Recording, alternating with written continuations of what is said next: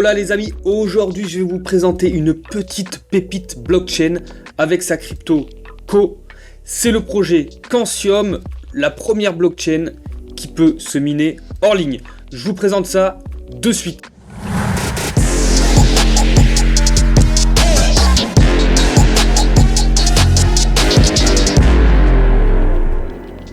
Alors voici le site Cancium, une crypto très low cap, donc à prendre avec des pincettes. Mais j'ai choisi ce projet parce qu'il a vraiment beaucoup performé récemment. Donc je pense que c'est intéressant d'aborder le sujet. Qu'est-ce que Cancium ? Donc Cancium propose une innovation majeure dans le monde de la blockchain en introduisant la première plateforme permettant le minage hors ligne. Donc c'est quand même incroyable. Cette initiative combine un mécanisme d'offre piloté par la demande et d'une méthode de consensus hybride avec le POW, assurant un écosystème donc stable et flexible pour les mineurs et les investisseurs. Le fonctionnement de Co, donc c'est le minage hors ligne qui permet aux mineurs de générer des récompenses sans connexion internet stable et constante du coup. Cette approche réduit les barrières à l'entrée pour les mineurs et encourage une participation globale sans frein, en particulier dans les régions où la connectivité est un peu limitée. Donc le mécanisme de contrôle de l'offre repose sur les variations de la demande, évitant ainsi un déséquilibre dans l'offre et maintient donc une certaine stabilité de marché. Donc les caractéristiques clés, c'est le mécanisme d'offre piloté par la demande. Donc l'offre de la crypto Co s'ajuste automatiquement en fonction de l'activité du marché. Lorsque la demande augmente, la difficulté du réseau du coup croît, incitant davantage les mineurs à participer et générant ainsi plus de Co. A l'inverse, si la demande diminue, le réseau réduit et ainsi aussi la production de Co. Donc ça empêche une inflation du token. On a quoi encore ? On a la stabilité des coûts du minage. Voilà le petit point, c'est que le coût de minage reste élevé pour garantir la valeur intrinsèque de chaque Co. Ce modèle décourage du coup les mineurs opportunistes à court terme, permettant une approche plus durable et équitable pour tous les participants. Le consensus du coup c'est le POW, on le connaît, qui permet aux mineurs de continuer à générer des récompenses par la validation de blocs. C'est le proof of work, donc avec des machines. Ils ont un système de contrats intelligent de haute qualité. Pourquoi de haute qualité ? Donc les créateurs de contrats doivent payer un minimum de 100 Co. Alors ça dépend à quel niveau se situe le prix du Co, mais 100 Co ça commence à faire beaucoup pour chaque nouveau contrat, ce qui garantit un écosystème donc plus solide et ça évite plein de spam. Les applications décentralisées d'app sur Cancium aussi donc bénéficient de la stabilité du réseau et des frais de transaction qui sont un peu cohérents. Donc ensuite le dernier point, c'est le point 5, c'est le minage hors ligne. Donc voilà, ça permet aux mineurs de continuer à participer au réseau même sans une connexion internet permanente.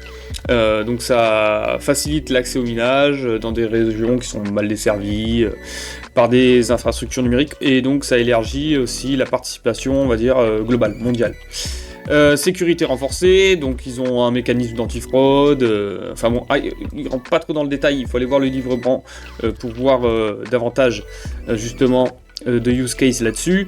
Les comparaisons et caractéristiques, donc tout simple, hein, on va faire quelques points. C'est minage hors ligne, mécanisme de l'offre qui est piloté par la demande, coût de minage stable, modèle de gouvernance décentralisé, type de consensus POW, et voilà. Donc ensuite il y a là sur la roadmap finale un impact de la hard fork Hydro et les perspectives futures. C'est donc le hard fork Hydro prévu pour 2024 éliminera la récompense de fixe qui est fixée à 0,25 Co par bloc au profit d'un système de récompense variable basé sur la difficulté du réseau. Donc on se rapproche de certains autres concepts, enfin, une grande majorité.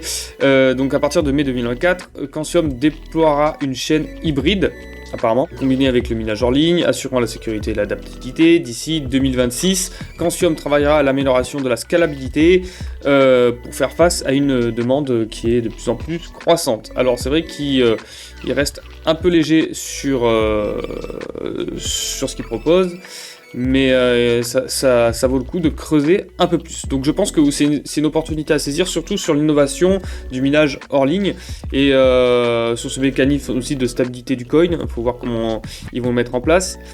Donc voilà, c'est une nouvelle blockchain. Je pense que c'est intéressant de creuser un peu plus. Je vous encourage donc à visiter le livre blanc pour avoir plus d'infos concernant ce projet Quantium. Maintenant, on va s'attaquer au tokenomics. Donc, on va passer directement sur le tokenomics de Co. Actuellement, on voit que c'est un projet très low cap. On est à moins de 5 millions. Donc on est à une place 3426. C'est un projet qui est très très low cap, il faut faire très attention, avec une fully diluted à 5 millions, 5 millions 5, donc c'est l'avantage du projet. Voilà, il reste plus beaucoup de tokens à unlock. On va retourner quand même sur les allocations. On voit quand même il y a 25% qui est dédié à la fondation, ça reste élevé. Et 75% pour les mineurs. Après, ils ont décomposé donc l'allocation des 25%, comment ils sont attribués par rapport à l'équipe. Donc voilà, là vous avez plus d'informations. On a connu un pic assez élevé, à 18, ouais c'était ça, à peu près 18 €. Et là on a une grosse correction, on est à 6,6 actuellement, donc ouais, comme toutes les cryptos d'ailleurs, mais surtout les low cap, on le voit, enfin vraiment on le ressent beaucoup plus quand il y a une correction. De suite, on se fait casser la bouche. On va partir, si vous voulez vous positionner sur le projet, ceci n'est pas un conseil en investissement, faites vos propres recherches, c'est pour ça que je vous encourage à vraiment pousser la recherche avec le livre blanc. Mais ça suffit pas, il faut regarder aussi les réseaux, comment ils sont présents aussi sur Twitter, Telegram, etc. Je sais que j'ai connu des belles performances sur ce projet, donc c'est pour ça que je le trouve assez intéressant dans son concept. On va faire une petite analyse technique si vous voulez vous placer sur le projet. Donc actuellement on va commencer un weekly, qu'on a un énorme retracement, clairement. Là il y a un énorme order block sur ces niveaux là, donc on est venu tester. Ensuite on a un order block interne en daily que je vais vous montrer. On est clairement en zone discount, donc c'est des zones qui sont intéressantes. Maintenant en termes de structuration de marché, on va regarder en daily si on voit plus de choses. Donc on voit bien qu'on est en train de toucher ce petit order block, qu'on a comblé une zone de fair value gap déjà ici à partir du 13 avril, et ensuite on a fait un break of structure par la même occasion de la structuration haussière. Donc là on est clairement en train de faire des continuations de la structure baissière. Du coup, qu'est-ce qu'on peut voir en 4 heures? Alors en 4 heures, donc là on voit qu'on a un gros retracement, le haut, donc la continuation de la structure baissière comme je vous ai dit là, et le haut protégé c'est celui-là, c'est le strong high qui se situe au niveau des 11,5 donc dollars, ce qui fait quand même une sacrée hausse pour rattraper. Donc c'est-à-dire si on veut repasser en structure haussière, il faut qu'on rattrape 60%, clôturer au-dessus de ça. Et ensuite on fera notre petit pullback justement pour voir où est-ce qu'on peut se replacer. Donc il y a deux façons de voir les choses. On peut descendre plus bas, récupérer on va dire cette zone d'order block qui se situe ici vers les 5,4, mais bon ça ferait vraiment une grosse correction.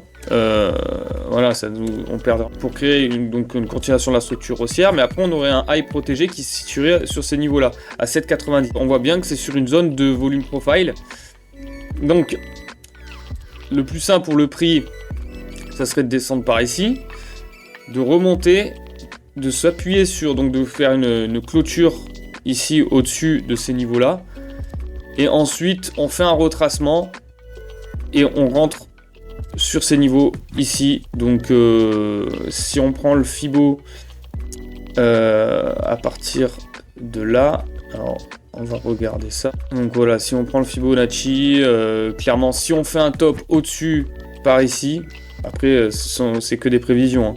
Mais voilà, la zone de POI est située par ici, quoi, clairement, vers les 6,8. Ça on va dire c'est le scénario où on continue encore à baisser, à faire un nouveau plus bas. Ensuite, évidemment, si vous voulez vous placer, faire vraiment du sniper entry, là je fais quelque chose en 4 heures, mais arriver sur ce break of structure, ou même dans cette zone d'order block, vous pouvez encore descendre en time frame, c'est-à-dire que là vraiment si on redescend sur cette zone d'order block initiale, on descend en time frame en 1 heure, 15 minutes, et puis on cherche un break of structure sur ces niveaux-là, pour se placer, on va dire, sur la première hausse du mois.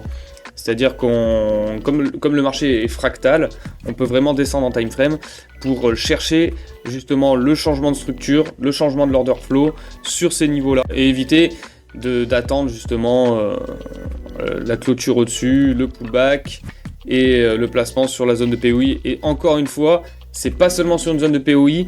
Si vous voulez vous placer, il faut essayer de combiner justement entre une zone de fair value gap, un order block et la zone de POI ou le volume profile.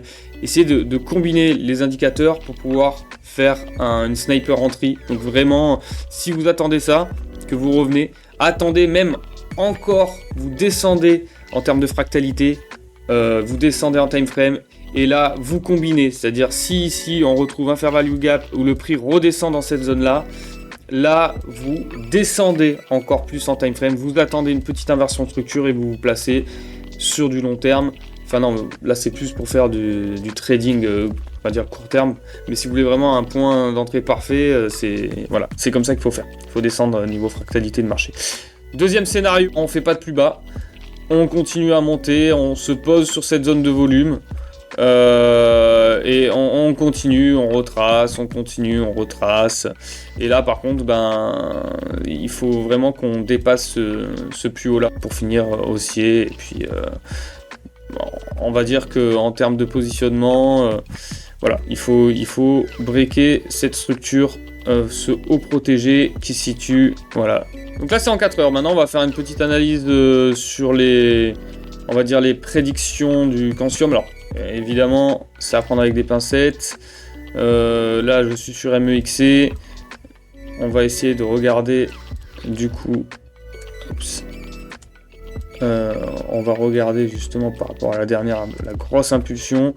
Mais bon, je pense sérieusement que c'est des projets qui peuvent monter très très très haut parce qu'ils ont une toute petite capitalisation. Donc là, on a un premier palier à 32e, à 53e, à 71 et un dernier à 12, ce qui nous mettrait un total market cap aux alentours de 60 millions. Ouais, c'est ça, 60 millions. Ce qui est ridicule, hein. Ça reste une très low cap. Donc c'est pour ça, gardez vraiment à l'esprit que c'est une crypto low cap et qu'il faut faire attention. Ne pas s'emballer sur des projets comme ça. On peut faire des grosses perfs, mais on peut aussi perdre beaucoup. Voilà pour ça, maintenant je vais essayer de faire la classique, une petite optimisation avec notre algorithme Trading Tech Innovation, avec notre Dynamic Algo. Le meilleur, le plus beau, c'est la grande classique. On va voir si on a une belle performance. Une belle performance, je vous reprends de suite. Et voilà, super, encore une fois, super stratégie sur notre module, sur notre stratégie TradingView, le TTI Dynamic Algo. Comme vous pouvez le voir, on a un très bon résultat. J'ai encore une fois désactivé les shorts, même si on a eu un gros retracement, mais on a quand même eu une grosse dynamique haussière pendant un moment. J'active les shorts quand vraiment on commence et on descend tout droit comme le Abelian.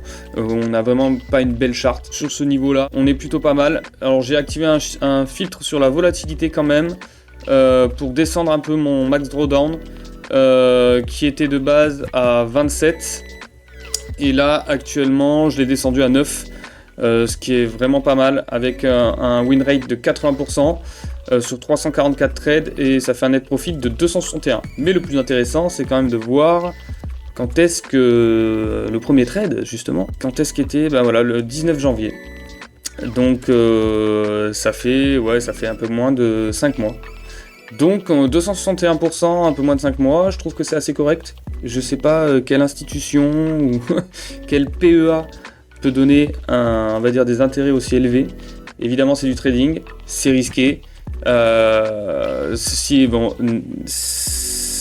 données sont des données basées sur le passé, et ça n'indique en aucun cas des données futures, mais on a quand même une stabilité sur énormément de coins. Moi je fais attention aux stratégies qui fonctionnent bien en faisant de l'overfitting, c'est-à-dire que si on switch d'un coin à un autre, ça va pas marcher.